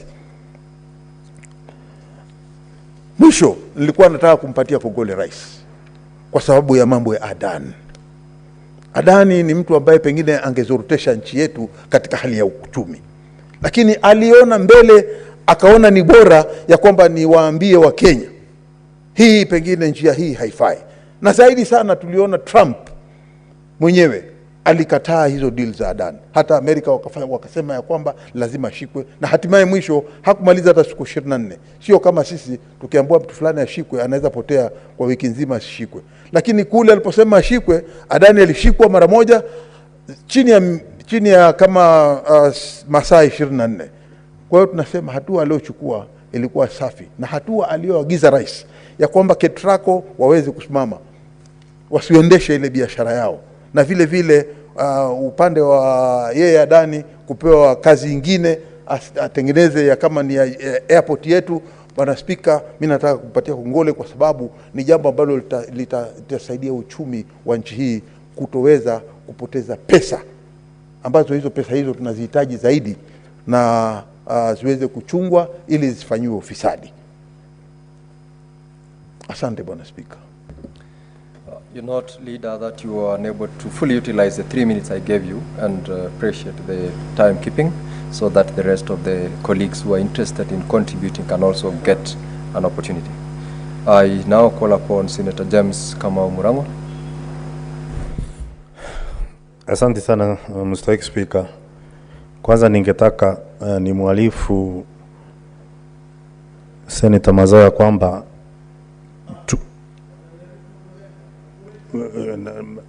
nataka tu Senator Murango, naongea tu nazungumza tu niseme kwamba necessarily informing, he's already out of the microphone. Kwa hivyo nadhani mstahiki Speaker, asante sana. Basi nitataja tu niseme ya kwamba kuna mswada muhimu sana ambao tumekuwa tukizunguka kama kamati ya ukulima katika Seneti, na tushaenda Kwale, tukaenda pia mpaka Lamu, na nadhani tutakapomaliza na ule mswada itakuwa ni rahisi sana kuhakikisha kwamba korosho, makandamia, ufuta na vitu kama hizo, pia nazi zinatiliwa maanani, kwa sababu sheria ambayo iko kwa sasa inafaa kuwa kufuatiliwa, na najua wakati itakuja katika bunge la Seneti tutapata kuungwa mkono. Mr. Speaker, kwanza nikitaka niongee mambo mawili matatu. Kwanza ni kwamba katiba yetu inaruhusu kwamba rais kuja kutoa taarifa katika bunge la kitaifa la Seneti, na ni vizuri anakuja anaelezea mambo inayoendelea, yawe mazuri ama mabaya. Nimpe kongole kwa sababu Swahili husema murina haogopi nyuki. Kwa hivyo mambo yawe mazuri ama mabaya lazima yasemwe ili wa Kenya waweze kujua. Mstahiki Speaker, nitaongea kidogo kuhusu kilimo, na nitakuwa nikalili wa akili kama sitasema kwamba mbolea ya ruzuku ambayo serikali imekuwa ikipeana imesaidia pakubwa wakulima. Na mwanzo ilianzia vizuri, imeendelea, lakini zile taasisi na nyenzo za serikali ambazo zinafanya kazi katika Wizara ya Ukulima lazima atie bidii, na sana sana waweze kuangalia kwamba kile kilimo ambazo kinafanyika, kwa sababu chakula kingi ambao kinacharishwa inafanywa kwa misimu. Mstahiki Speaker, kama leo nimepokea simu fifi, kwa kimombo missed call hapa kutoka kwa wakulima kutoka eneo la Mwea, ambao wanasema ni kweli mbolea iko, mbolea ya kupanda iko, na mbolea ambayo inayowekwa wakati mimea inaendelea kukua bado iko. Lakini zile sheria ziko pale ni kwamba saa hii wanavuna, wanachukua mbolea ya kupanda. Wanaambiwa mikakati yenye iko lazima kwanza wachukue mbolea ambayo inawekwa mmea ukiwa unaendelea kukua, na lazima wachukue hiyo mbolea kwa sababu hawajafungua ile mbolea ambayo inawekwa mchele wakati unapandwa. Mstahiki Speaker, unajua madini ambayo inatakikana na mmea wakati unapandwa ni tofauti na ile ambayo inatumika wakati mmea ni mkubwa. Kwa hivyo ningeuliza Wizara ya Ukulima iweze kufungua, kwa sababu mbolea ishanunuliwa, mbolea iko pale, iweze kupewa mkulima, kwa sababu ikiwekwa pale itakuwa haina maana. Mstahiki Speaker, unajua changirizi ya chungu huwa hata ndovu. Shinda tulizo nazo ndogo ndogo zile za mkulima ambaye amecheleweshwa kupewa mbolea ambayo serikali ishanunua na kupeleka mahali pale, ndio inasababisha kwamba yule mkulima kwa kujiandaa na kutoa chakula ambayo inatosha anarudi nyuma. Na kwa hivyo kama wale ambao wako katika taasisi ya NCPB kama wangeweza kurainisha ili wakulima wapate voucher na mtu apewe mbolea ambayo mifuko ambayo wanahitaji, itakuwa ni vizuri zaidi. Kwa sababu unapoenda pale unapata yule mtu ambaye anataka kulima anataka mifuko 10, ananyimwa, anapewa mfuko moja, lakini mbolea bado iko pale. Wale wanaofika mapema waweze kupewa mbolea ili waende wakalime. Mstahiki Speaker, nitaguzia pia kuhusu kuuliwa kwa wanawake kwa sababu imezidi sana. Na si jambo la kawaida, kwa sababu kawaida mwanaume venye ameumbwa kwamba si wa kupiga ama kuumiza wanawake. Na rais amesema kwamba yeye mwenyewe hata ruhusu mambo hiyo kuendelea. Sasa kuna wizara ya usalama, kuna DCI, kuna polisi. Kazi kwao ili waweze kutafuta wale wanaume ambao wanafanya mambo ambayo hayafai. Mstahiki Speaker, tunapoendelea hivi kuna siku 16 za wanaharakati kuhakikisha kwamba mauaji ya wanawake imepungua ama imemalizwa kabisa. Lakini wakati ambao unaotumiwa wakati mwanamke anapoumizwa na kushikwa, nadhani bado tunafaa tuangalie zaidi na tuweze pia kuhakikisha kwamba wanaopelekwa wanafungwa kabisa, kuhakikisha kwamba wale ambao wanatambia kama hizo hawata kuja kuzifanya. Mstahiki Speaker, ukulima ni jambo la maana sana. Na ukweli ni kwamba bei ya kahawa inaendelea kupanda. Leo nilikuwa naangalia pia bei ya kahawa katika soko la kimataifa, na ni kweli imeendelea kupanda. Pia kuna pesa inayopeanwa wakulima ambayo inaitwa cherry fund, na kuna pesa ingine ambayo iko commodities fund, ambayo hiyo pesa iko na imewekwa na serikali. Lakini KPC inafaa ifanye njia ya kupata ile fedha iwe rahisi ya mkulima wa kawaida, nyanya anayelima kahawa, isiwe ni ngumu, isiwe ni jambo msalangambo ya mtu yeyote ambaye anataka kuchukua zile fedha, ili waweze kuchukua na wingi na tuongeze ukulima wa kahawa, kwa vile kuweza kununua miche na kupeana, kwa sababu najua kwamba ukulima pia umekatuliwa. Juzi nilikuwa naangalia katika runinga, nikaona senator wa Makueni, gavana wa Makueni akipeana miche ya kahawa na kusema kwamba anajaribu kuhakikisha kwamba mazao ya kahawa imeongezeka katika katuzi la Makueni. Na mimi ningeuliza magavana katika ukulima, kwa sababu ukulima umekatuliwa, pia waende wapambane wahakikisha kwamba wakulima wanapata miche aina tofauti, kama ni mikorosho ipeanwe, kama ni maparachichi ipeanwe, ili wakulima waweze kufaidika. Mstahiki Speaker, afichaye mgonjwa hufichuliwa bila kilio. Na nimesikia wengi wakiongea, na mimi nitaongea juu mambo ya ndani ambayo serikali ishaona kwamba ndani si mtu ambaye anaweza kufanya kazi hapa. Na ndani hivyo ndio inavyofaa, kwa sababu Mstahiki Speaker, jambo likionekana likiongelewa sana, wakati limeongelewa na rais, nadhani watu wanaichukulia kwa uzito. Nadhani hiyo ni jambo zuri kwamba akae kando, ili kama kuna njia nyingine yote bandala ya kuhakikisha kwamba viwanja vyetu vimejengwa, kama ni mambo ya kusambaza stima imefanywa, iweze kufanyika na mtu ambaye tunajua ni msafi, ambaye atatuletea hasara. Mstahiki Speaker, mambo ya elimu. Pale ninapotoka Kirinyaga kuna shule inaitwa Muslim School pale Sagana. Kwa muda mrefu sana imefikisha hadhi ya kupewa junior secondary, ambayo mpaka kwa sasa hivi wamekuwa kilia.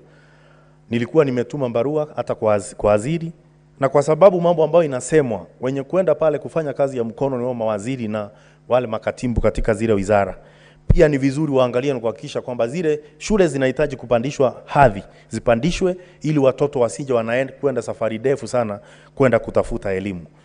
Nikimalizia, Mstahiki Speaker, nitasema kwamba mimi kama mwenyekiti wa kamati ya ukulima katika kamati ya Seneti, mkulima ni mtu wa maana sana. Tunahitaji mkulima asubuhi tunapotafuta staftahi ya asubuhi, saa 4 wakati tunapokunywa chai ambayo iko na maziwa na majani, pia saa 7 katika chakula cha mchana na chakula cha jioni. Tunamhitaji mkulima zaidi ya mara 5 kwa siku, kushinda mtu yeyote yule mwingine. Na kwa hivyo kufuatilia ile bidii imewekwa kuhakikisha kwamba mkulima anafaidika. Tuendelee kuwasikiza wakulima. Ni kweli walituchagua, na unajua chemichemi si mtemi, ukitaka maji mpaka uiname. Hiyo ni kusema hata wakulima anakaa wandogo ni wandosi wetu. Tuwasikize, na tumeendelea kuwasikiza kuhakikisha kwamba wamepata kila kitu wanaohitaji ili tuweze kuzalisha chakula kutosha katika nchi na waendelee kuimarika. Asante sana Mr. Speaker. Senator Beth Shengo.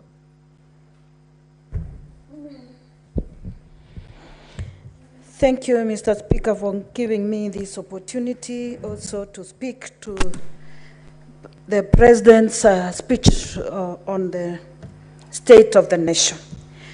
First of all, I want to really thank the President and appreciate him for the speech that came, and for the first time that I heard the President speak to my heart. Mr. Speaker, I would touch on a few areas which the President's speech touched on. One is to thank the President for assuring Kenyans that Kenyan shilling has stabilized, and that is the truth, against the dollar. Mr. Speaker, this encourages Kenyans who are also in diaspora, because we know they contribute a lot to building the economy of this nation. So with the shilling stabilized against the dollar, it is a plus for us in this country. I also want to thank the President on the measures taken on the food security. In the President's speech, he spoke on the measures that have been taken to ensure that we have food security in this nation. When people are starving, it's women and children who suffer most. And for me, as the women president of ODM / broad-based, I'm so encouraged to know that the President has people at heart, and he is thinking of how this country is going to be food secure. On CBC, the education system, Mr. Speaker, I've seen and heard some people casting some doubts. But the way CBC is taking place and how it was explained in the speech, it is taking shape.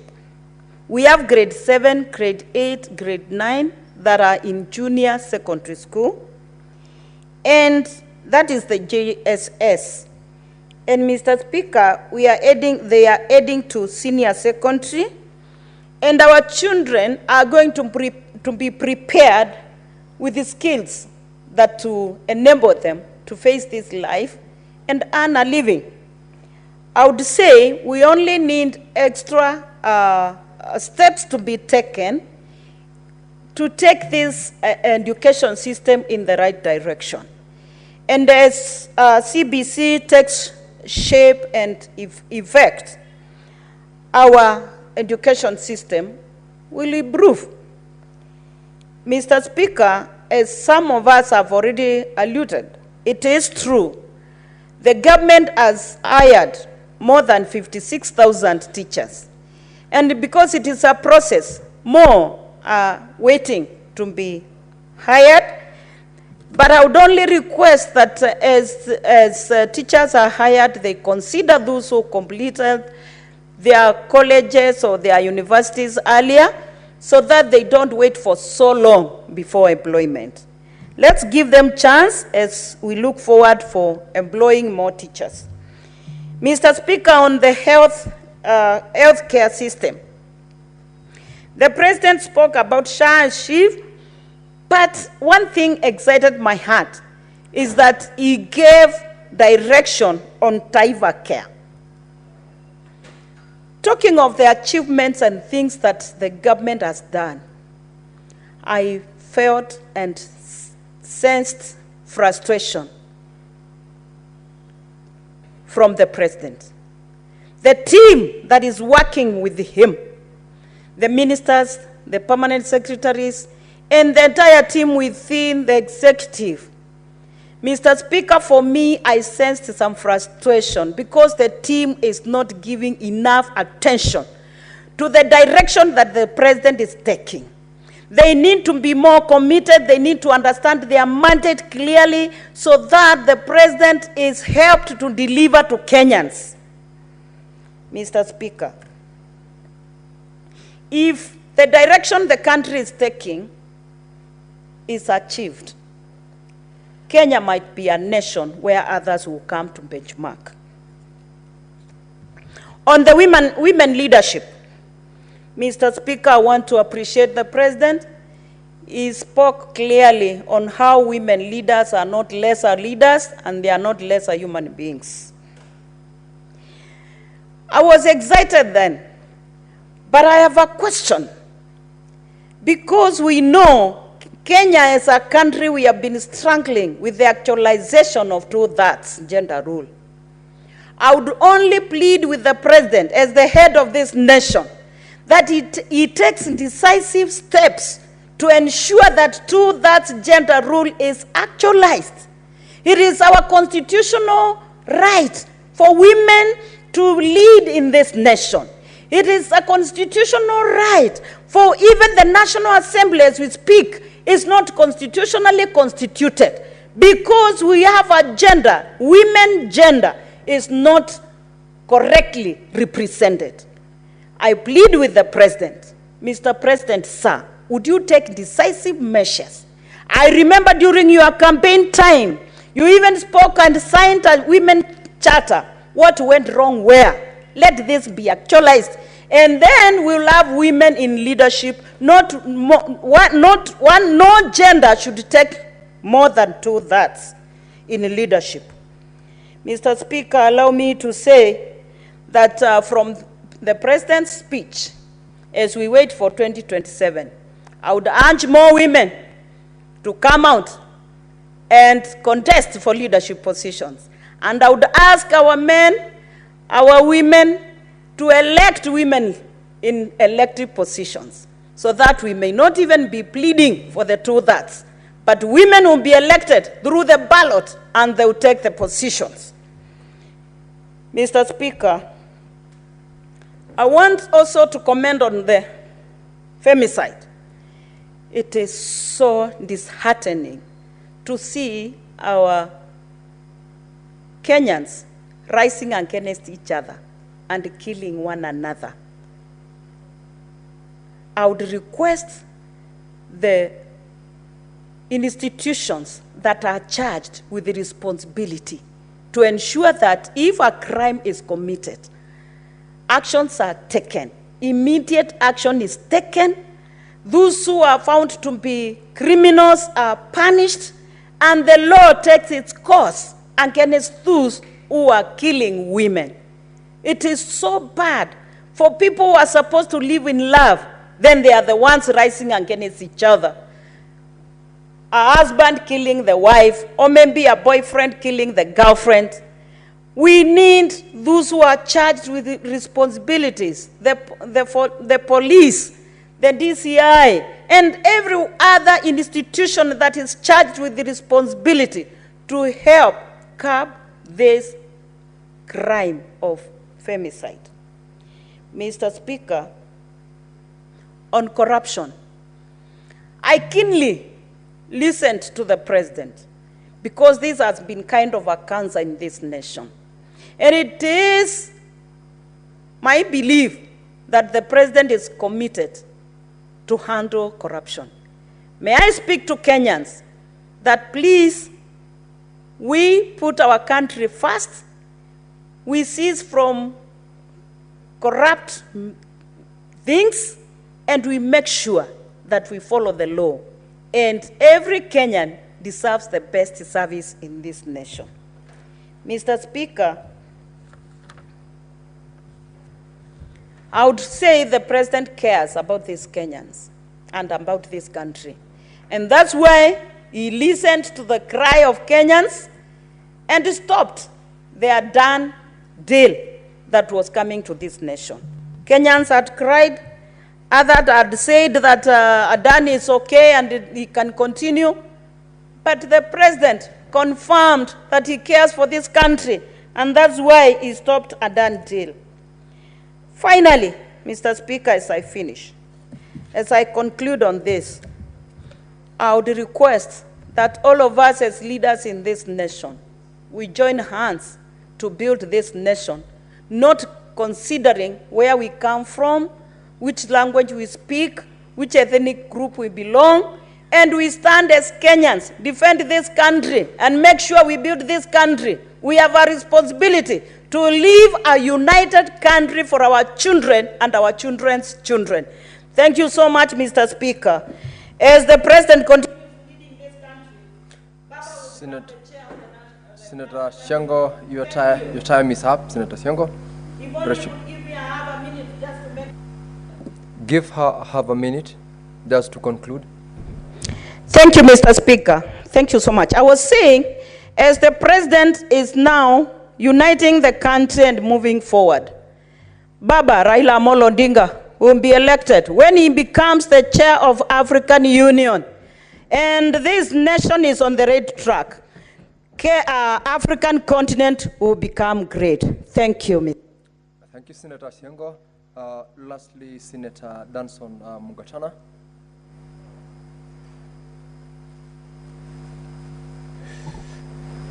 Yes, thank you, Mr. Speaker.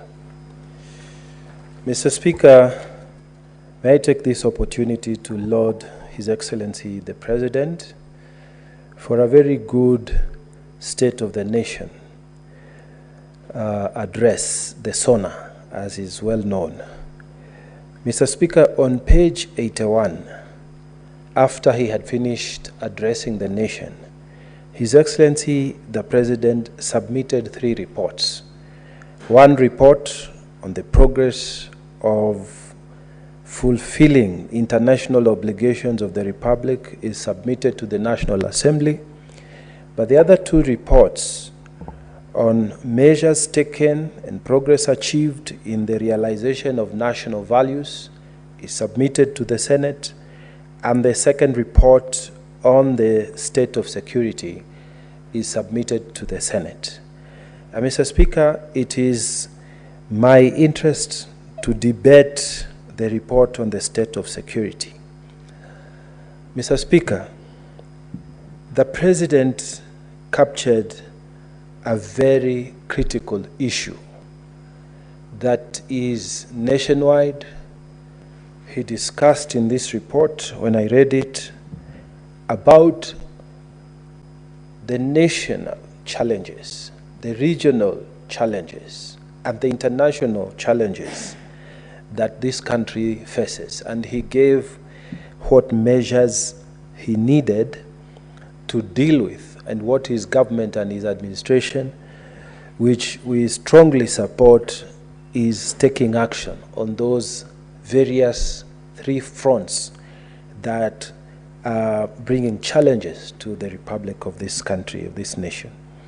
Mr. Speaker, when we talk about the national security challenges, the President in that report explained that there were skirmishes on mineral prospects in Marsabit County, and he also mentioned that there were problems between Kitui and Tana River counties, and he went on to mention about border disputes involving Kisumu and Kericho counties, Taita Taveta and Makwiny counties, and he discussed what those challenges were at the national level. And he said that he had issued a moratorium on the gold mines in Marsabit area. But then he also said that his government, as far as dealing with the border problems were concerned, he was going to do some of these measures which he said he will implement. The first one is creating peace building and conflict resolution programs. Now, Mr. Speaker,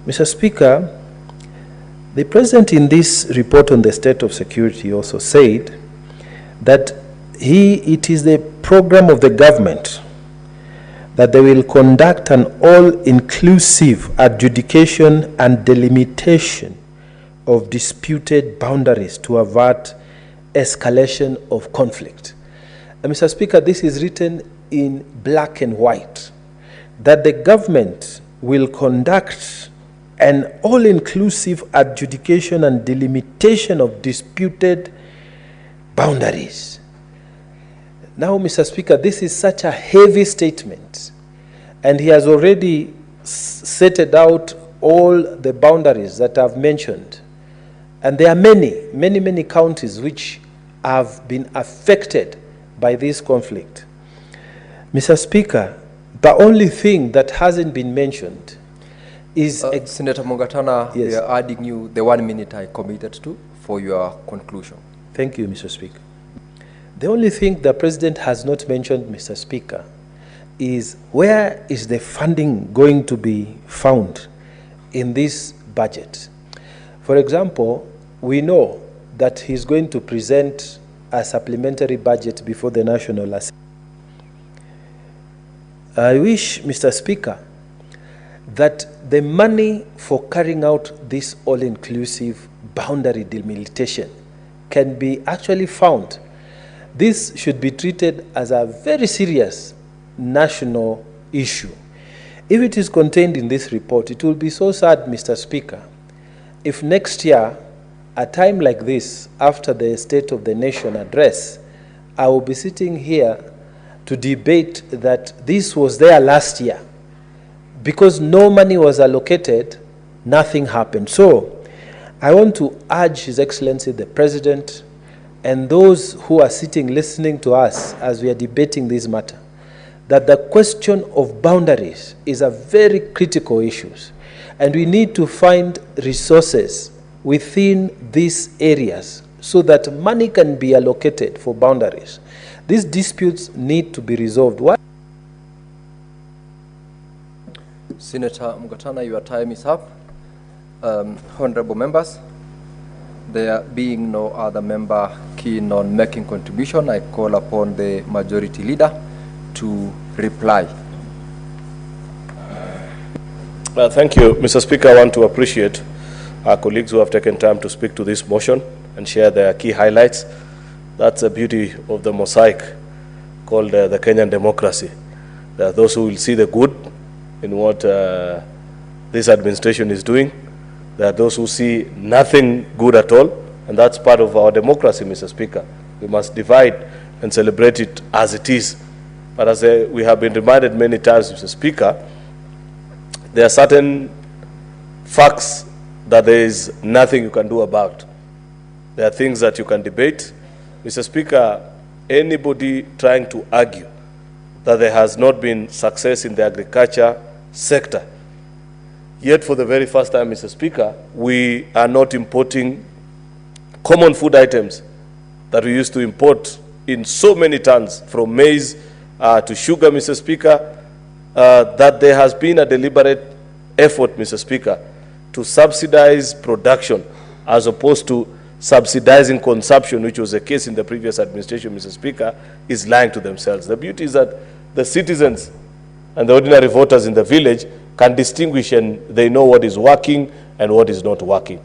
The fact that this administration has avoided a sovereign default, Mr. Speaker, is something worth mentioning that hasn't been celebrated enough times, Mr. Speaker, because if it was not for the prudent leadership of the President, Mr. Speaker, chances are we might as well have defaulted as a country and faced very grave consequences, far more grave, Mr. Speaker, than the noise we hear and the statements sometimes which are generated out of ignorance by people either sometimes online from I don't know which parts of the country, Mr. Speaker, where people maybe out of the abundance of ignorance or total disconnect with the realities and the threats that are posed to this country by decisions that have been made in over the years, Mr. Speaker. So we must appreciate what has been done and take time to listen also to that which can be improved later. Therefore, Mr. Speaker, I want to appreciate those that have spoken to this and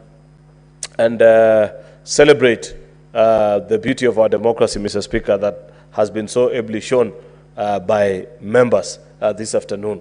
I thank you, Mr. Speaker, and beg to reply.